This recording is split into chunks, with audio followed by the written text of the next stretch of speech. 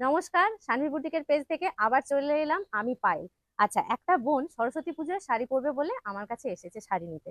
তো ও যেটা ওর কাছ থেকে আমি শুনলাম, ও হচ্ছে গিয়ে তমলুক থেকে খুব একটা শাড়ি নেয় না, অনেক জায়গা থেকে একটু ঘুরে দেখে থেকে নেয়।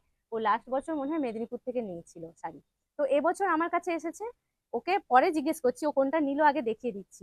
এখানে আমি একদম কম বাজেটের মধ্যে, মানে একদম বাজেট ফ্রেন্ডলির মধ্যে কিছু অর্গানজা এনেছি।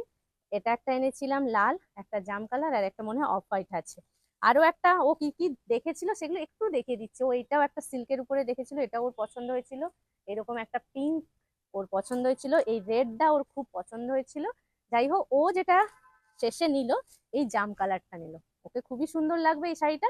তো ওকে জিজ্ঞেস করব, ও এসে সানভি বুটিকে কিরকম কালেকশন দেখলো, ওর পছন্দসই কিরকম কিরকম শাড়ি দেখলো, আর ওর পছন্দ হলো কিনা। শুধু তোমাদের জন্য ওকে আমি জিজ্ঞেস করছি কালেকশনটা কিরকম দেখলো, সেটা ও একটু বলো।